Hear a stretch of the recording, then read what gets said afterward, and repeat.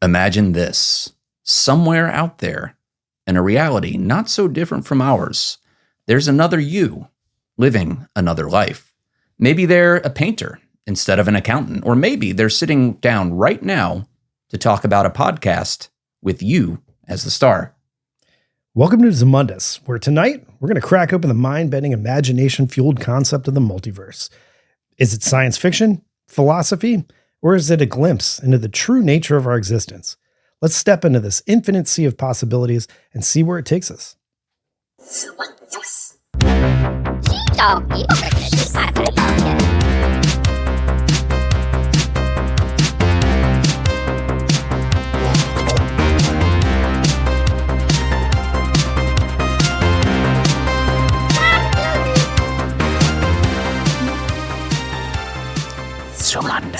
Welcome to Zumundous podcast, episode 18. I'm Doolin, And I'm Keith. and tonight we're gonna reach for the stars and beyond just a little bit, man. I knew Casey Kasem was going to come up somehow. Tonight we're gonna reach for the stars. That's how we ended the last episode too. I know, It all comes full circle back to Casey Kasem. Maybe that was intentional. Maybe Casey Kasem is the mastermind behind the universe. Maybe this is his podcast in another universe.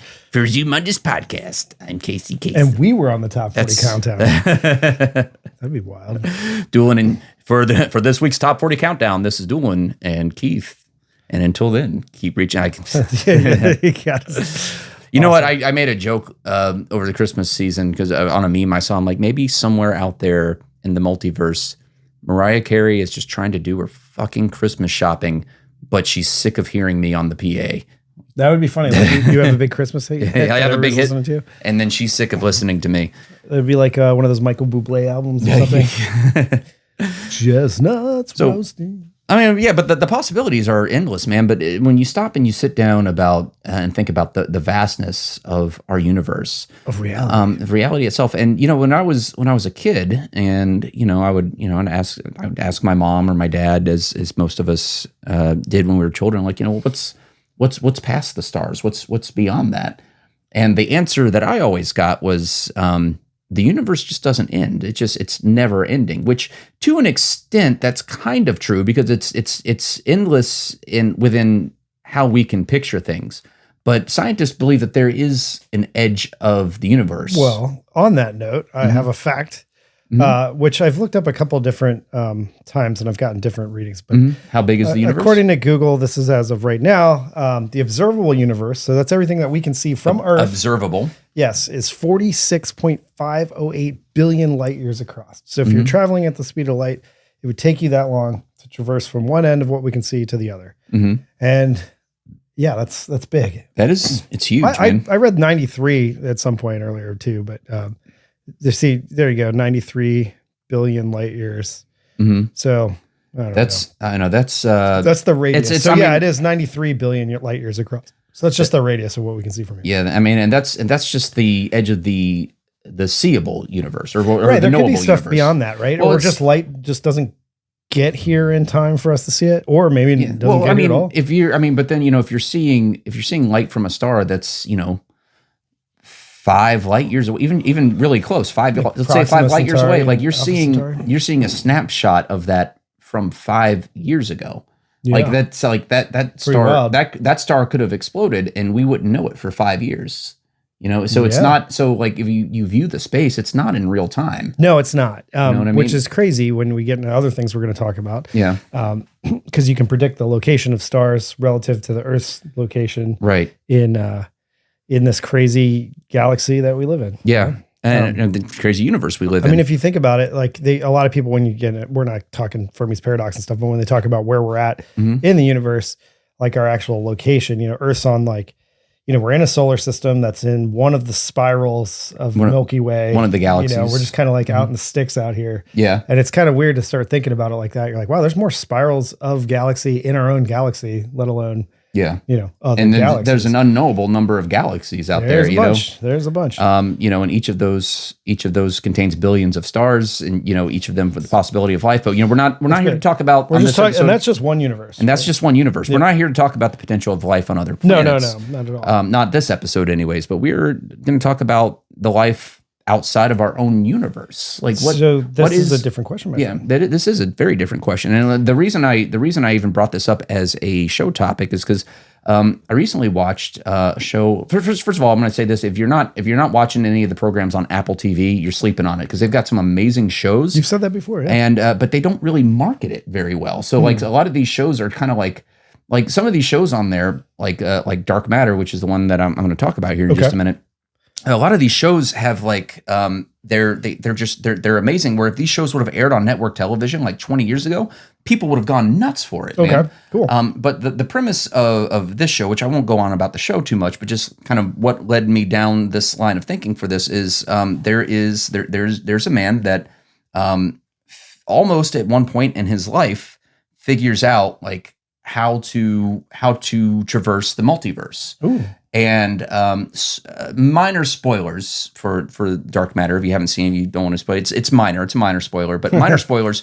One night, as he abandoned this project, and one night on his way home from work, he gets kidnapped. Okay.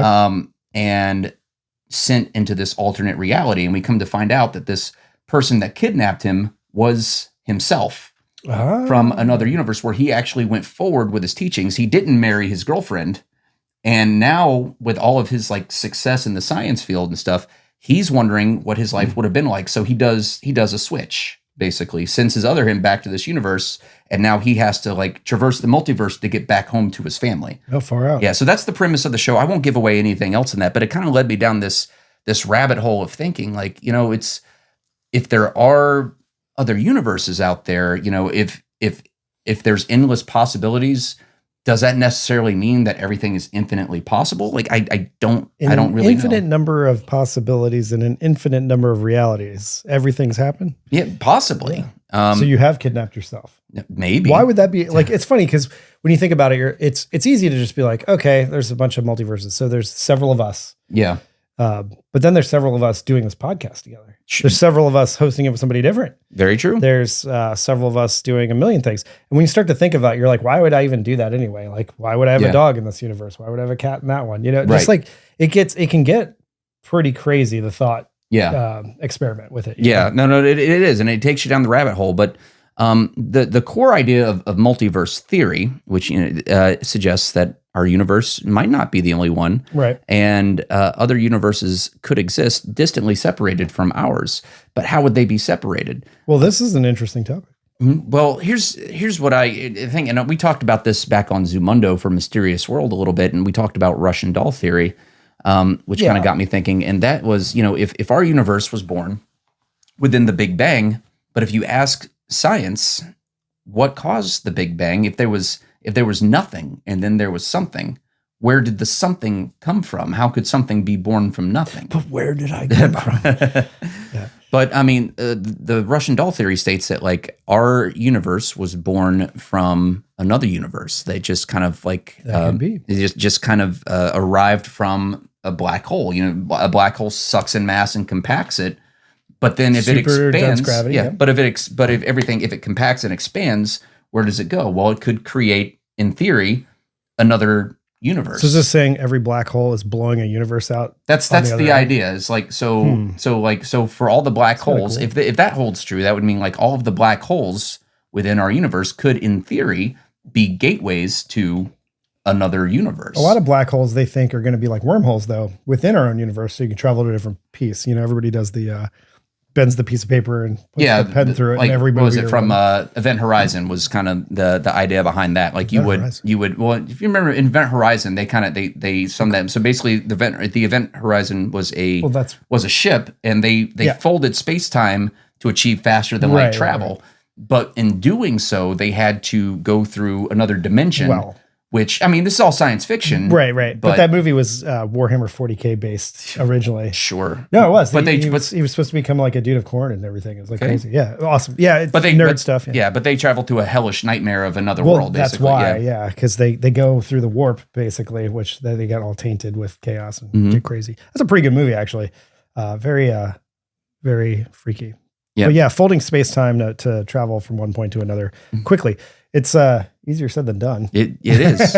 But the event horizon is also that piece of the black hole where light can't escape anymore, Right. Yeah. Because the gravity is so great that even light can't escape it. So that begs the question, like, if you could travel through a black hole and somehow survive that process, you can't because like nothing. You would be smashed. No. Yeah. Well, you would be spaghettified. It's called spaghettification. Basically, which like they visually did really awesome in Loki in the series. Oh, did they? Yeah, that was kind of neat. People got ripped apart.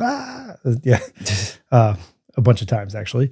But he learned how to time travel. Anyway, yeah, and I mean, time travel is kind of related to some of the stuff.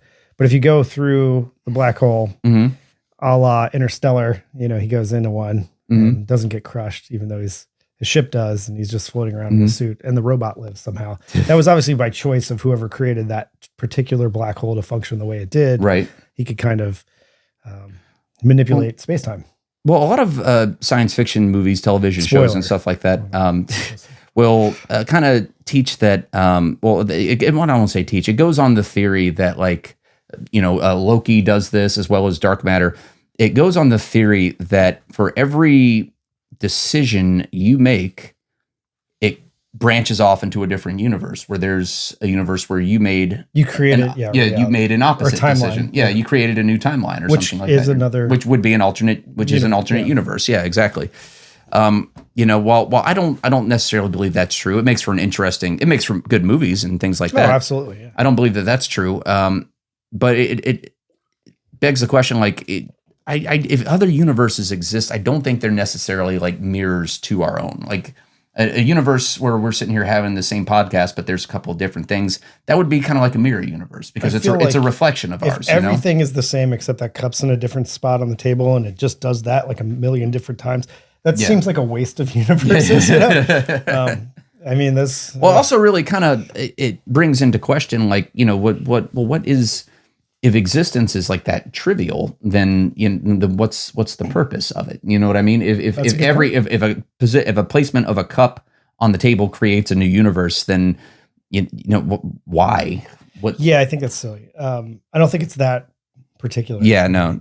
Or maybe it is. I don't know. But on how they're constructed, or when you getting back to the Big Bang, like, where did the Big Bang happen? Because they talk about the absence of everything, right? Right. Yeah. Because they talk about there's nothing, but nothing is still something. Definitely, I'm repeating some things that I've listened to Neil deGrasse Tyson and other people talk about this on podcasts and stuff like that. I find it fascinating. Do you know what Neil deGrasse Tyson said on the subject? By chance? So he talks about the multiverse as in like a piece of paper. Let's say is the universe as we know it, right? And there's an ant inside the paper, not on top or on the bottom.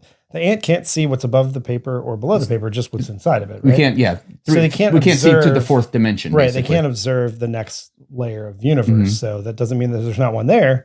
You just can't see it. Right. Where we can see both sides of the paper from outside of the universe. So that would dictate, or not dictate, but that would suggest that there's something outside of the universe to look and observe it. Well, I've heard it described as like, there's a fish in the water. You catch the fish, pull it out of the water. It is now all of a sudden in a new world that it didn't know existed, because it doesn't exist outside of that water. It can't go outside of that water. I mean, it's aware that there's air up there. This is a deep water fish. Well, all right. Well, I'll give you another example. Well, I get what you're saying. You said that, like, and I've seen it described as, like you mentioned the ant on the paper from Neil deGrasse Tyson. I've heard in the paper, but I've heard it referred to as, like, okay, if you draw a stick man on a piece of paper, and he exists, he only exists on that 2D plane. Correct. He can go up, down, left, right, diagonal, but he can't go outside of that plane. He can't stand up. Yeah. Now, and if you tried to explain to him what things were like from your point of view, he wouldn't be able to understand it, because he's there. Right. And I've heard a lot of theories and things that, what we perceive to be ghosts or supernatural or things like that are actually just extra dimensional beings that are just passing through our line of vision for just a moment. And then, Well, there's a few things that some guy, sorry, I don't have the facts here. This is just a bunch of video watching. I'm regurgitating here, is that a guy said he took all of the stuff out of the universe, like the stars, like, so you can picture everything you can see, right? Right. Stars and planets and all that kind of stuff, gas and all that jazz, supernovas. All that. Well, then that would be nothing. Black holes. Well, but it's not nothing because there's space. still microwave radiation and stuff like that that's out there from the Big Bang, right? And that it's pretty bright. Apparently, it's very visible, however they can view it, and that there's these spots where, like one's dark. There's a dark part of the universe, and they're like, "Oh, maybe there's nothing there." It's just space. In the truest sense of the form. But other people have suggested that that's where we bumped into another reality. So depending on how they're shaped or how they're, the multiverse is, it could be a bunch of circles. And there's a bunch of physics reasons everybody says why everything's round, right? Roundish, I should say, because planets aren't always round for the most part. But if it slammed in there, it might have messed up part of our universe. Okay. Like smash it into something. So it might have destroyed some of the stuff there. I don't know. It's kind of interesting. Or maybe just made a spot that we can't see right now. Interesting. Can't see the bump. I hadn't thought about that. So, I mean, because if they were created, right, if our universe was created into nothing, because they use words to describe this, and there's some really, like I said, get out there and learn about the stuff because it's interesting. Where was it created? Well, if there was nothing, then it wasn't created. It had to be created somewhere, right? So if our universe is expanding, as they say, and it was created here, let's say on the table, what was next to it? So boom, there's our universe. Well, what was next to it? Was another one created at the same time, or a bunch of was it a black hole that spit ours out from another universe? That could be. Those are all theories. Well, here's another. I'm going to pose another interesting question. If another universe was spawned, I mean, so we know the reality of physics in our world to be an absolute constant because it's what our universe is based on. Light, gravity. Shape, sounds like the things that you can interact with, whether you can see it or not. Those all operate on certain laws of physics. But then that begs the question: does that happen the same way with the birth of every new universe? Like, what if the laws of physics are different in another universe? You know what I mean? Like, that's hard for us to picture. It is, because that's the only thing we know. Yeah. So it could be weird. Yeah, I mean, so I'm gonna talk about another science fiction show here, Three Body Problem on Netflix. I love that show. Dude, it's great. I read the book. I watched the movie. It was really good. But like one of the first things that minor spoilers, if you haven't seen it, one of the first things that they do, that the aliens that discover us, is they start messing with the laws of physics on our planet to stop us from advancing. So, I mean, so if you were in a situation where the laws of physics did not exist as you knew it, then you've got no concept of that. You don't know how to move forward. Like even something as simple as walking might not be that simple. You get me? Yeah. So if the bee doesn't know that it technically can't fly. I think that's an aerodynamic thing, but it does it anyway. But then that asks the question, like, well, if life exists in the multiverse, then maybe life is a totally different concept. Because it's different chemical, biological situation, right? Energies could be different. Well, yeah. Well, I guess what I'm getting at is if there's infinite universes, but that would ask, are there finite or infinite ways to arrange particles? I mean, if there's only a certain number of ways to arrange particles, and that holds true of every universe, then patterns will repeat. And then you'll have Doolin and Keith sitting here doing a podcast about, like, we're talking about, I don't know, the rise and fall of Red Lobster restaurants or some shit. I don't know. Maybe that's really popular in the multiverse. They have really good biscuits, right? They have really good biscuits. You can buy those. But over there, they're actually mozzarella biscuits. Not they're different. They're not the cheddar. Yeah. They're not the cheddar biscuits. But yeah, man, it's mostly theory. It's great. It's theory. It's fun as well. And in pop culture now, I mean, this stuff has become so mainstream, right? Everybody talks. Like the multiverse is like huge in the movies and stuff right now. Obviously, well, you're wearing a superhero shirt. I'm wearing a superhero shirt. Yeah, but Superman, not Captain America. But in the Avengers movies, they're messing with the multiverse constantly. And I say Avengers, the Marvel movies in general, right? Because Doctor Strange, the multiverse of madness, all that good stuff. And they visually make everything look pretty crazy. But they go to these realities where you can exist in. And I'm sure it's too cold to stand on a rock in the middle of space and do battle with a monster, right? But I mean, it looks cool. It looks great. But, being that Doctor Strange is a guy. I mean, so Yeah. he doesn't have a spacesuit on or whatever, but he is whatever. He's a superhero. Okay, so there's some physics stuff that's going on in that.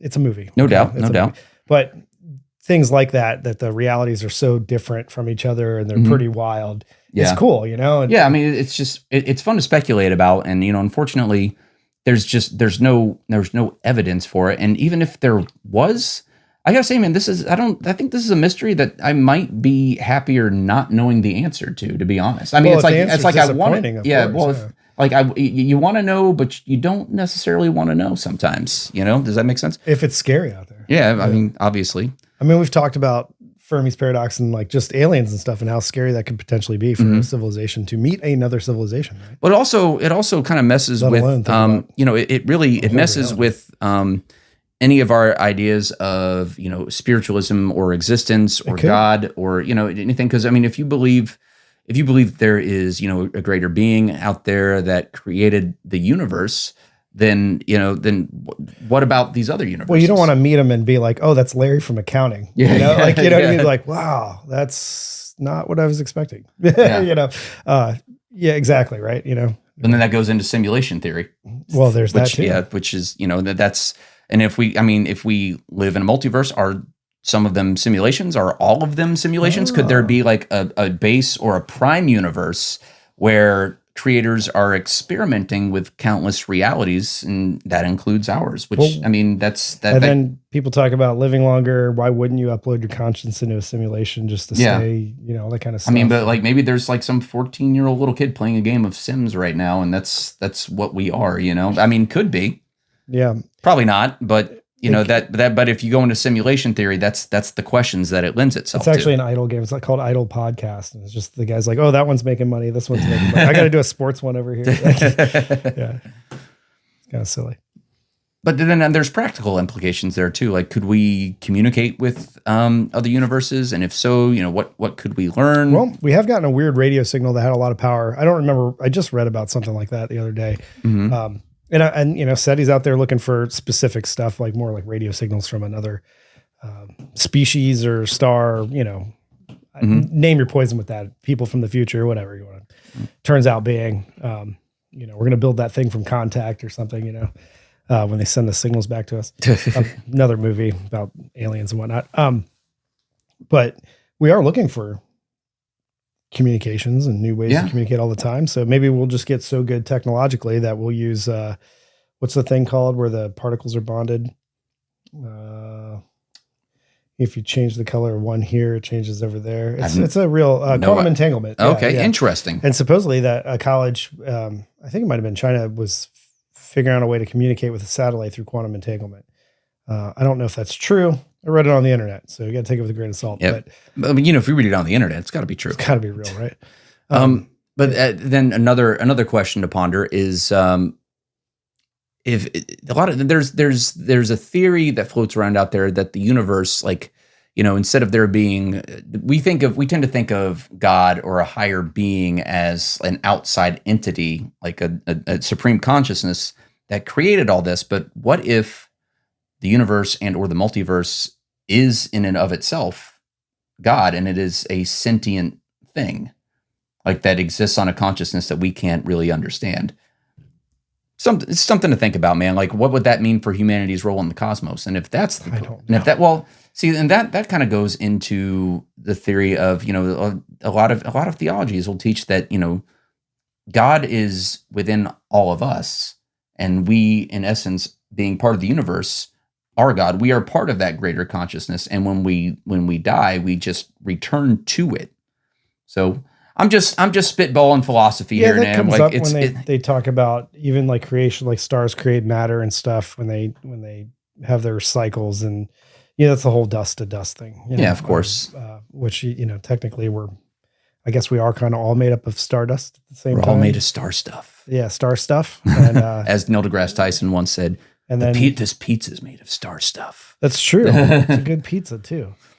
So I think we're going to go ahead and wrap it there because we're going off the rails this episode, but it was fun. But it gets the conversation out there. It's definitely something that's interesting to look at. There's a lot of good videos and podcasts on the subject. I would suggest whether you take the the normal route, which is just watch a bunch of Marvel movies or something and learn about it, or And that's always you can fun. listen to some of the scientists that actually know what they're talking about. But you know what? talking about it. Science fiction sparks the imagination in ways that sometimes become science fact. That's cool. Yeah. I mean, you look at like Star Trek. So I was going to say the Shatner thing where he's like, how Star Trek changed the world. He's Yeah. like, cell phones, all this That was- stuff. It was yeah. all me.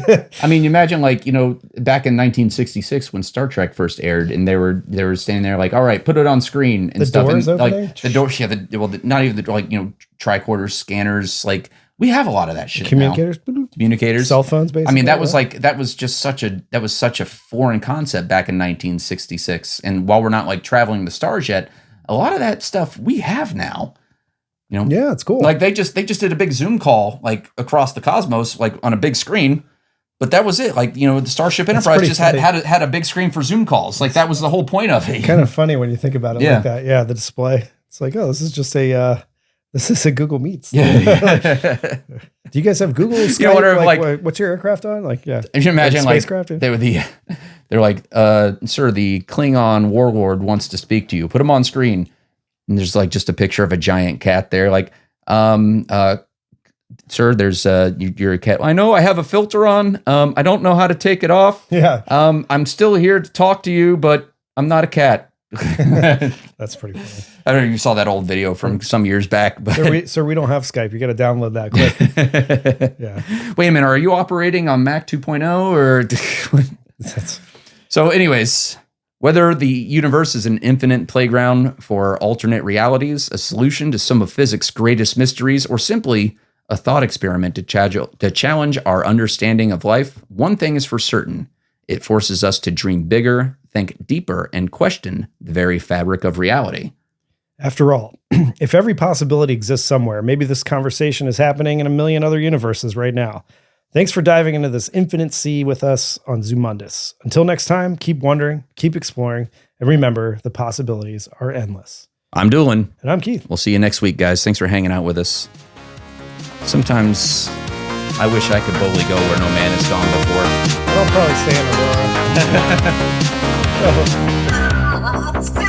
Right on time. Nice.